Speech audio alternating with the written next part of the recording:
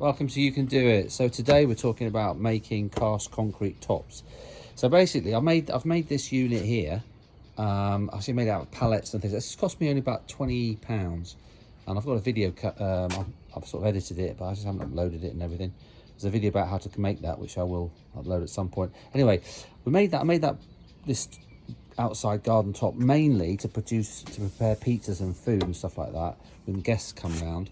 So I've got a barbecue here, and then I use this to prepare it. But what I found we've ended up doing is we've just ended up using it as a table, so we sit around it and everything. And the problem is it's not quite big enough. It doesn't come out far enough here, so you can't, your legs stuff here. So I need to make another one of these that's actually bigger. And the problem with that is you need to find somewhere nice and flat to cast this. Okay, so let's go and show you how I'm going to make this bigger worktop. So I actually bought this table here in actually up in Munich. I only paid about 40 quid for it, and I've bought it primarily because I'm using this as a worktop for my worktop, which is another video coming out. But before I use that for the worktop, so I'm going to slice it down for the worktop, I'm going to use it as a mould to make this bigger unit. So that one is, I think, 140 by 70. This is going to be 90 by 180. Okay, so what I've actually done is I nipped down the recycling centre and someone chucked out a wardrobe door, which I sliced up into 40mm lengths on the saw, and then I've put them round there. So I just screwed them on the end there, and that's split there, but it doesn't really matter. So I put them in, then I've actually siliconed.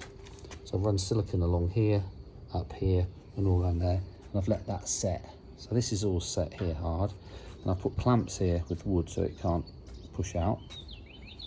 Now, this is obviously a table which I'm going to sand down later anyway, but I've covered that in olive oil, which hopefully will release, and I'm going to just do that again before we fill it up with concrete. And then I've also bought galvanised reinforced bar, which will sits in there. Now, obviously, this is going to get bloody heavy, so what I'm going to try and do is I'm also got some polystyrene, which we'll put in here to try and reduce the volume, to reduce the weight. But stick with us on that, because you have to see how we get that on in the video. So stick with us there. Okay, I've got my mixing bucket here, and in the van I've got 3 bags of mixed concrete. So I'm going to bring those bags out, start mixing up my concrete. I'm going to start putting it into there. Okay, so stick with the video, we'll show you how to do it. But before I do anything, I need to make sure this is level, look. So I'm going to have to put some wedges on there and make sure this is level with the spirit level.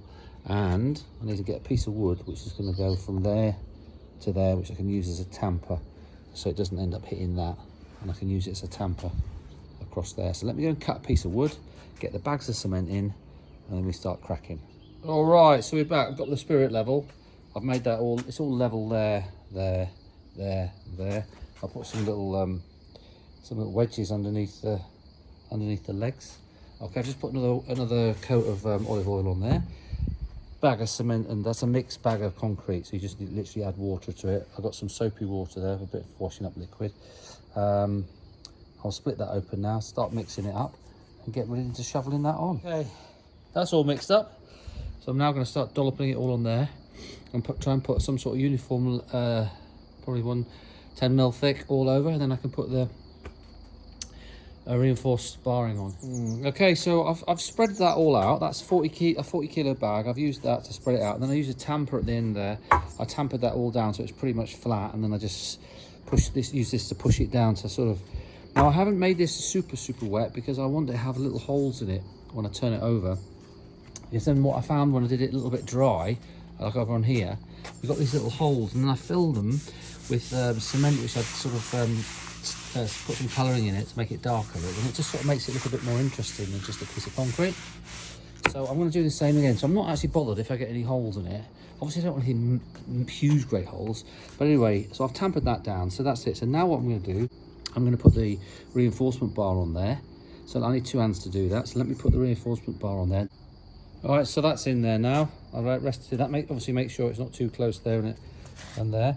So now what I'm going to do is mix up another 40 kilogram bag, and I'm just going to put a few dollops on there so I can spread it out to hide the reinforcement, and then I want to leave a bit of space so I can put my space-saving polystyrene things on there, and then put some concrete over the top of it. So let me mix up that bag of cement.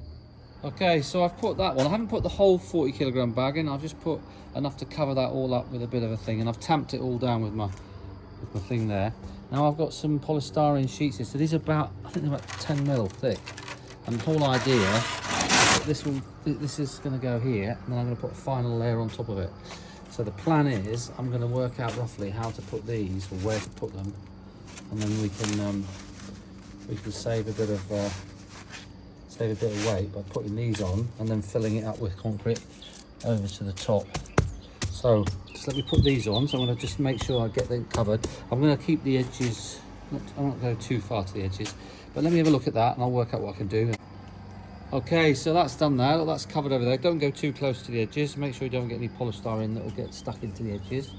All right, so if you look here, if I put my spirit level over the top, look, you can see there's a good another centimetre of cement which will go over. So now I'm going to cover the rest of it all over with cement, and hopefully that'll just keep it a little bit lighter. Okay, it's all an experiment this, so let's see. All right, look, I've done that.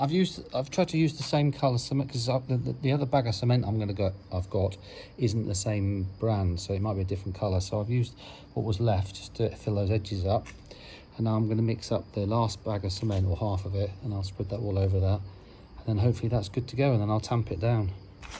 Okay, let me mix up the last bag of cement. The last one I've made really wet, and I've poured that in there. So now I'm going to tamp that down and get it nice and flat. All right, look, I've tamped that all down, and then I've just done half of it, just so you can see it, or not half, a third of it. I've just used a trowel just to smooth that off.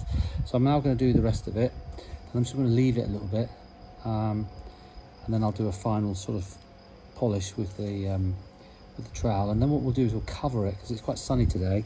We don't want it to dry too quickly, and it might also rain in the evening, so we'll cover it so that it can dry slowly, because you don't want this to dry too quickly because it will crack. Okay, so I've left that. I put some sheeting over it to make so it doesn't dry too quickly.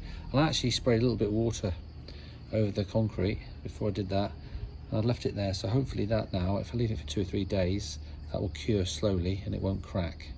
Okay, so let's come back in 2 or 3 days. Okay, we're 3 days later now, so let's take this off and see what we've got. Funny enough, now it's really cold. When I first set it, it had been really hot. So look at that. So what I'm going to quickly do now that interesting is swollen up there. So let me now just get my thing, and I'll unscrew these and I'll get rid of those, and I can see what we're left with.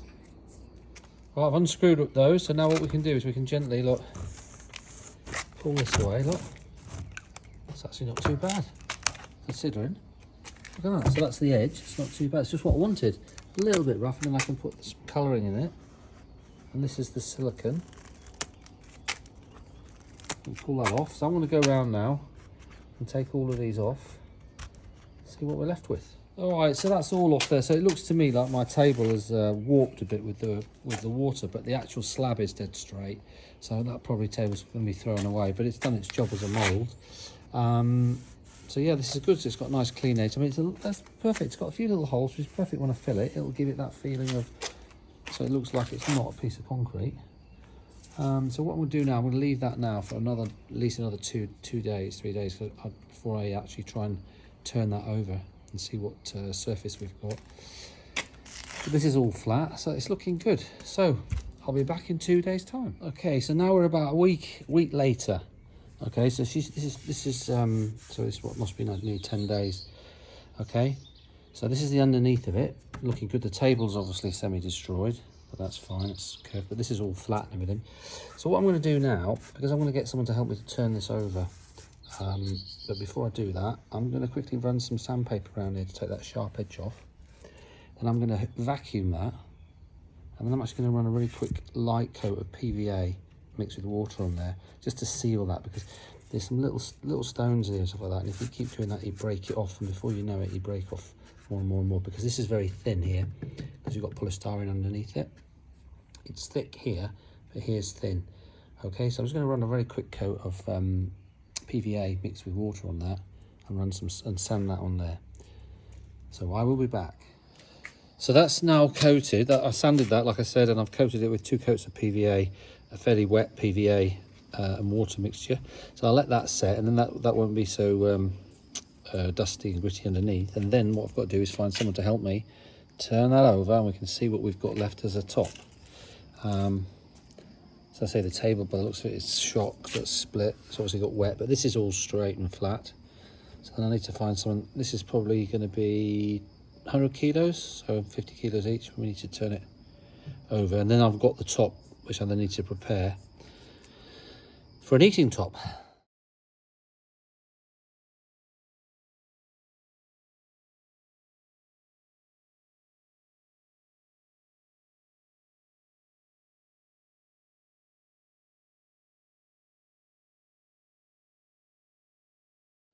Right, this has come up really well. So I've just put a coat of sealer on there for food, but you see that was just the grout that I put in there, and then I just lightly sanded it just to bring the cement back up. I mean, that's a bit patchy, but it still hasn't dried, but once that's dried, that's good. So what I'm going to do is I'm going to transfer that over to Silax. I've got to keep this place tidy, so I need to get rid of that table and chuck it. So I've got my actual motorbike hydraulic lift under there, which means I can move this table around on my own. Then I'm going to move this top onto that hydraulic lift, and then get that top off, move it there, and then I can swap these over. So this is the old one. So this was a lot flatter, because my mistake was setting it on this wood. This wood absorbed the water and didn't dry in time, which is why that's a bit rough. But that's fine for what I need to do. It's going to be absolutely fine. If I coat it with enough coats of this thing, it'll dry nice and flat, and it filled up all the little holes, porous holes. That's looking good. Okay, that's it, finished. We've got it on there. We've actually this is a couple of days later, we've used it. It's worked brilliantly. The great thing about these things outside is that in the summer the stone gets warmed up, and then as the night draws in, it's still nice and warm. So if you're sitting around there, you put your hand on it, it's nice and warm. But yeah, that works really brilliantly. So I'm very pleased with that. So that cost me, the most expensive bit was the grout. So it probably cost me about 20 euros. Hope this video's helped you learn how to, or seeing how you can make a slab top for outside or inside or whatever you want. If you like the channel, subscribe. Any comments, send me a comment. Just remember, you can do it.